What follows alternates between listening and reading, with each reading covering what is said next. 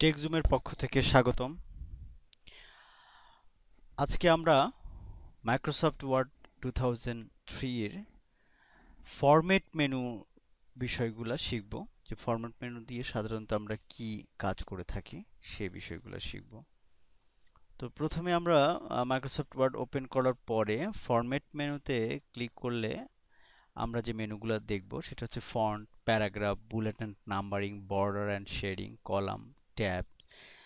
কিছু আপনার ডিসেবল মতো করা আছে এরকম আমরা দেখতে পাচ্ছি। এছাড়া চেঞ্জ ক্যাচ ব্যাকগ্রাউন্ড এরকম এই বিষয়গুলো রয়েছে। তার আগে আমি মেনুর কার্যক্রম সাধারণ কাজগুলো দেখানোর আগে যে বিষয়টি বলতে চাই সেটা হচ্ছে যে মাইক্রোসফট ওয়ার্ডের এডিটিং সংক্রান্ত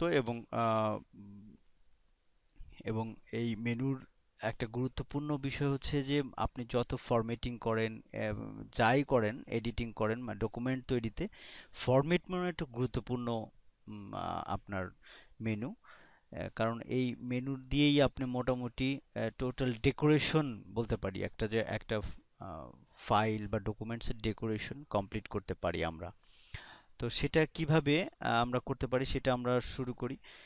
তো ফার্স্টে আমরা একটা ফাইল আমরা ওপেন করি, ওপেন করে কাজ শুরু করি।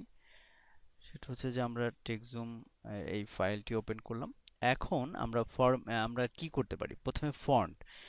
তো ফন্ট একটা গুরুত্বপূর্ণ বিষয় যে আমরা ফন্ট সিলেক্ট করা, ফন্টের সাইজ সিলেক্ট করা, ফন্ট বোল্ড হবে না কি হবে, ইটালিক হবে না জাস্টিফাই হবে, এই বিষয়গুলো আমরা ফরম্যাটের ফন্ট থেকে অপশন থেকে আমরা আপনার ঠিক করে দিতে পারি। তো এই জন্য প্রথমে যে কাজটি করতে হবে সেটা হচ্ছে যে আমরা যে অংশটুকু করতে চাই ডকুমেন্টসের সেই অংশটুকু সিলেক্ট করব। তো সিলেক্ট করলাম। এখন ফন্টে যাই, ফন্ট মেনুতে গেলাম, ফরম্যাটে ক্লিক করে ফন্টে ক্লিক করলাম। এখন দেখেন এখানে আপনার তিনটি ট্যাব আছে, এর ভিতরে ফন্ট ফার্স্ট ট্যাব। এই ট্যাবটির যে বিষয় সেটা হচ্ছে যে প্রথমে ফন্ট, আপনি কি ফন্ট, কোন ফন্ট সিলেক্ট করবেন সেটা আপনি ইচ্ছা করলে এই মেনু থেকে আপনি সিলেক্ট করে নিতে পারেন। আপনি প্রিভিউ থেকে ইচ্ছা করলে প্রিভিউ যে অংশটা আছে সেখান থেকে দেখেও নিতে পারেন যে এইটা অ্যাকচুয়ালি আপনার ভালো লাগছে কিনা। এরপরে আপনি এটার কি রেগুলার হবে, ইটালিক করবেন না বোল্ড করবেন, না নর্মালি বোল্ড ইটালিক দুইটাই হবে, না শুধু বোল্ড হবে বা নর্মাল হবে, বা নর্মাল মানে রেগুলার ফন্ট যেটা। ফন্ট সাইজ যদি বাড়াইতে চান সেটা আপনি ফন্ট সাইজ বাড়ায় নিতে পারেন। এখানে আপনি কালার সিলেক্ট করতে পারবেন যে ফন্টে হয়তো আমি একটা কালার দিতে চাই, সেটা হচ্ছে হয়তো লাল কালার দিলাম। দেন আপনি দেখেন লাল, এখানে প্রিভিউতে লাল কালারটা দেখাচ্ছে। এইভাবে আপনি এই ইনস্ট্রাকশন অনুযায়ী ঠিক করে আপনি ওকে দিলেই ফন্টটি চেঞ্জ হয়ে যাবে। এবার আপনি যে কাজটা করবেন, ফন্ট এইটা তো গেল আমরা ফন্টের জাস্ট বেসিক ইয়ে। এরপরের যে কিওয়ার্ড আছে এগুলো আমরা পর্যায়ক্রমে দেখিয়ে দিব। তো খালি এইখানে একটি বিষয় দেখাতে চাই যে স্কেল যেটা আছে এটা ইচ্ছা করলে আপনি কমাইতে পারেন। যেমন 50 যদি আমি করে দিই এটা কনডেন্স হয়ে যাবে, দেখেন আপনার ফন্টটা কনডেন্স হয়ে গেছে। এই ফন্ট কনডেন্সের ক্ষেত্রে এই কাজটি এই অপশনটি ব্যবহার করতে পারেন, ক্যারেক্টারের যে অপশনটা। স্পেসিফি মানে স্পেসিং এবং পজিশনগুলোও আপনি ইউজ করতে পারবেন। এগুলো বিস্তারিত আমরা যখন প্রজেক্টগুলা ধরে ধরে দেখাবো তখন এটা বিস্তারিত আমরা দেখাতে পারবো। তো এর পরের যে অংশ প্যারাগ্রাফ। প্যারাগ্রাফ তো আমরা জানি যে আপনি এই যেমন আমরা একটা প্যারাগ্রাফ, এটা একটি প্যারাগ্রাফ, এখানে একটি প্যারাগ্রাফ। এই প্যারাগ্রাফের অপশনগুলো আমরা ঠিক করে দিতে পারি। এটা হচ্ছে যে প্যারাগ্রাফের কতটুকু এক একটা প্যারাগ্রাফের কতটুকু জাস্টিফাই হবে, নাকি এই যেমন আমরা লেফট করলাম তাহলে লেফট হয়ে গেল। এখন দেখেন এটার আমরা কি করতে পারি, স্পেসিফিংটা কি করতে পারি, ইনডেন্ট কি দিতে পারি, অর্থাৎ আমি একটু রাইট, একটু লেফট থেকে সরায় রাইট দেবো এই প্যারাগ্রাফটা। ধরুন আমি 1 ইঞ্চি বামে থেকে সরায় ডানের দিকে দিলাম, তাহলে দেখেন এটা সরে গেল। কিন্তু আবার ঠিক সেম ওয়েতে আমি ইচ্ছা করলে এটা কি একটু ডাবল স্পেসিফিং হবে, ডাবল হলে আমি জাস্ট খালি ডাবল করে দিলেই হয়। এখান থেকে স্পেসিংটা কি হবে সেটা আমরা নির্ধারণ করে দিতে পারি। এটা হচ্ছে আপনি প্যারাগ্রাফে নরমালি যে ইয়েটা সেটা আপনারা এখান থেকে করতে পারবেন, প্যারাগ্রাফের ফরম্যাটিংটা। যে শুধু নির্দিষ্ট এই প্যারাগ্রাফটা এমন হবে, এই প্যারাগ্রাফটা ডাবল হবে, কোনোটায় বোল্ড হবে, এই জিনিসগুলো সিলেক্ট করে আমরা ঠিক করে দিতে পারি। এর পরে যে অপশনটি আছে নাম্বার এবং বুলেটিন, আমরা এর আগেও একবার দেখিয়েছি যে কোনো ইনসার্ট থেকেও এরকম করা যায়। আমরা এইটার আগে একটা বুলেট দিতে চাই, যে বুলেট দিব। বুলেট বলতে কি, এরকম একটা আপনার আহ, ইয়ে দিলাম। এরপরে যেটা হবে সেটা অটো, আমি এন্টার দিলে পরের জন্য আরেকটি বুলেট অটোমেটিক ইনক্লুড হয়ে যাবে। তো এটা মেইনলি অটোমেটিক্যালি, আপনি যদি বুলেট এবং নাম্বারিং, আপনি ইচ্ছা করলে এখানে নাম্বারিংটা ইউজ করতে পারেন। আপনি যদি নাম্বারিং ইউজ করতে চান তাহলে নাম্বার অপশনে ক্লিক করেন, এই যে আপনি ফরম্যাটটা দেখতে পাবেন। হ্যাঁ, এবং যদি একটার একের, তারপরে একের এ, একের বি, এরকম স্টাইলেও যদি করতে চান সেগুলোও করতে পারবেন। তো সেটা আমরা বুলেটের জায়গায় নাম্বারিং দিয়ে দেখি, নাম্বারিং দিলাম এবং দেখেন এখন নাম্বারিং হয়ে গেছে। হ্যাঁ, এভাবে নাম্বার এন্টার দিলে একটা করে নতুন নাম্বারের বুলেটিং হবে। এরপরে যে অপশনটি আছে সেটা হচ্ছে border and shading. Border and shading এ মূলত আমরা হয়তো এই ধরেন এই প্যারাগ্রাফটা সিলেক্ট করলাম, এখানে একটা বর্ডার দিতে চাই। এখন বর্ডারটা কি, আপনি বর্ডারটা কি স্টাইলে দেবেন, এখানে নান আছে। আপনি দেখেন বক্স যদি করে দেন তাহলে দেখেন একটা বক্সের মধ্যে আমার লেখাটা চলে আসছে। এখন এই লেখাটাকে আপনি ইচ্ছা করলে এখান থেকে শেড দিতে পারেন।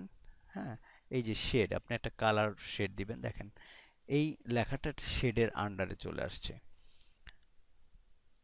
ঠিক সেম ভাবে আপনি এখানে যদি জাস্ট পেজের বর্ডার দিতে চান সেটাও দিতে পারবেন। এটা হচ্ছে ফুল পেজের বর্ডার হয়ে যাবে। দেখেন আপনি ফুল, আমাদের ফুল পেজটাই একটা বর্ডারের মধ্যে চলে আসছে। আহ, এর এটা ছাড়াও যে কাজটি করতে পারেন সেটা হচ্ছে যে বর্ডারটা আপনি বর্ডারের একটা কালার ইউজ করা, এই যে কালার দিতে পারেন। আপনি ইচ্ছা করলে আম, এই শুধু আপনার বর্ডারিং যেটা নিচে হয়তো একটা জাস্ট আন্ডারলাইন দিলেন, এটা দিতে পারেন। দেখেন এইভাবে আমরা বর্ডার এন্ড শেডিং এর কাজটা করতে পারি। এখন আরেকটি যে বিষয় সেটা হচ্ছে, হয় দেখেন আমাদের এই লেখাতে সবগুলো আমরা প্রথম অক্ষরটা বড় হাতে রেখেছি পুরো ইয়েতে। তো এটা অনেক সময় জাস্ট প্রথম লাইনটা বড় হাতে দিতে পারেন, লাইনের প্রথমটা বড় হাতের হবে, বাদ বাকি সব ছোট হাতে হবে। আবার কোনো সময় সবগুলাই বড় হাতের করতে পারেন। এই কাজটা কিন্তু আমরা লিখতে গিয়ে অনেক সময় লেখা আপনার ইয়ে হয় না। যেমন আমরা হয়তো এই ইউজার ইউজার লিখেছি, ইউজার ইউ বা ইউ ছোট হাতের হয়ে গেছে, এই জিনিস এইখানে এটা বড় হাতের হয়ে গেছে লিখতে গিয়ে, টাইপ করতে গিয়ে এখানে এনটা বড় হাতের হয়ে গেছে। তো আমরা এইটাকে একবারে কিভাবে ঠিক করতে পারি, তো সেইটা আমরা এখান থেকে করতে পারবো। সেটা হচ্ছে এটা সিলেক্ট করলাম, ফরম্যাটে যাব, চেঞ্জ কেস, এখানে ক্লিক করলে আমরা দেখতে পাবো সেন্টেন্স কেস, অর্থাৎ সেন্টেন্সের প্রথম অক্ষর বড় হাতের হবে, লোয়ার কেস সব ছোট হাতের, আপার কেস সব বড় হাতের, টাইটেল কেস অর্থাৎ প্রত্যেকটা শব্দ, মানে অক্ষরের, আপনার অক্ষর না, প্রত্যেকটা শব্দর আপনি প্রথম যে লাইন অক্ষরটা সেটা বড় হাতের হবে। টগল, এটা একটা ছোট বড় মিলে, যে প্রথমটা ছোট হবে পরেরগুলো সব বড় হবে। যেমন আমরা দেখি, এইটা দেখেন, এটা প্রথমটা ছোট হাতের ইয়ের ছোট হাতের হলো, পরেরগুলো ঠিক হয়ে গেল। এরপরে দেখেন আপনি সেন্টেন্স কেস গেল, লোয়ার কেস সব ছোট হাতের হয়ে গেছে। এরপরে আমরা দিলাম আপার কেস সব বড় হাতের হয়ে গেছে। এরপরে আমরা দেখতে পারি যে এটা হচ্ছে যে টাইটেল কেস, তাহলে দেখেন আবার সেম, প্রথমটা বড় হাতের পরেরগুলো ছোট হাতের। ঠিক সেম ভাবে টগল করলেও এই যে ছোট হাতের প্রথমটা পরেরগুলো বড় হাতের হয়ে যাবে। এর পরে যে জিনিসটা বেশি ব্যবহার করা হয় সেই বিষয়টা আমরা দেখি, সেটা হচ্ছে যে আপনি ব্যাকগ্রাউন্ড ইউজ করতে পারেন। আপনি কিন্তু এই জিনিসগুলো নর্মালি আপনি কোনো যদি আম, কোনো ইয়ের ব্যাকগ্রাউন্ড ইউজ করতে চান, যে আপনি একটা ডকুমেন্টস রেডি করেছেন, একটা ডকুমেন্টসের পেছনে একটা আপনি কালার, পুরো ডকুমেন্টসের কালার দিতে যাবেন, সেক্ষেত্রে আপনি ব্যাকগ্রাউন্ডের কালারটা ইউজ করতে পারেন। আর অটো ফরম্যাটটার বিষয়গুলো হচ্ছে যে আপনি ইমেইল বা ইয়ের আপনাকে অটোমেটিক্যালি যে ফরম্যাটটা, ওরা কিছু ডিফল্ট ফরম্যাট আছে, যে এইটা আপনি লেটার সাইজ করবেন, জেনারেল ডকুমেন্ট করবেন না ইমেল করবেন। তো মাইক্রোসফট থেকে কিছু ডিফল্ট ফরম্যাট সেট করা আছে, সেটা অটোমেটিক্যালি হয়ে যাবে। আপনি সিলেক্ট করে এটা জাস্ট দিলেই ওটা অটোমেটিক্যালি আপনার ওই বিষয়গুলো সিলেক্ট করে ফেলবে। এই ছিল আজকে আমাদের মূলত ফরম্যাট যে মেনুটা আছে সেটার একটা টিউটোরিয়াল। এর আগে আরো দুটো জিনিস দেখে আই, তিনটে জিনিস আছে। সেটা হচ্ছে যে আমরা এখানে ভুলে গেছি, মানে আমাদের আসলে এটা এখন তো এটি থাকলে একটু কনডেন্স হিসাবে থাকে, এক্সপ্যান্ড করলে বোঝা যায়। যেমন কলাম, আমরা হয়তো একটা ওয়ার্ডের মধ্যে একাধিক কলাম ইউজ করতে পারি। যেমন এই টেক্সটটুকু আমরা তিনটা কলাম হয়তো ভাগ করব, তাহলে কলামে ক্লিক করলাম। কলাম, কয়টা কলাম দেব? আমরা তিনটা কলাম দিলাম। ওকে, দেখেন আমার লেখা কিন্তু তিনটি কলামে ভাগ হয়ে গেছে। এটা আপনি একাধিক বা কমও রাখতে পারেন। ঠিক সেম ইয়েতে আপনি ট্যাবটা মূলত আপনি কতটুকু দিবেন। যেমন দেখেন আপনি এখানে 5, আমরা হাফ ইঞ্চি লেফট থেকে ট্যাব দেওয়া আছে, দিলে এটা আপনি এই যে হাফ ইঞ্চি করে ছুটবে। আর এর পরের যে ইয়েটা আছে ড্রপ ক্যাপ, আমরা অনেক সময় হয়তো একটা লাইন লিখছি, এটার প্রথম অক্ষরটা আমরা এটা শুরু করেছি বলে ধরুন প্রথম প্যারাগ্রাফের একটা প্যারাগ্রাফ বা একটা লেটার লেখার শুধু ফার্স্টের অক্ষরটা অনেক বড় হবে। সেই ক্ষেত্রে আমরা এইটুকু সিলেক্ট করলাম, করে যেমন ড্রপ ক্যাপ এটা দিতে পারি, দিলাম, এটা দিলাম।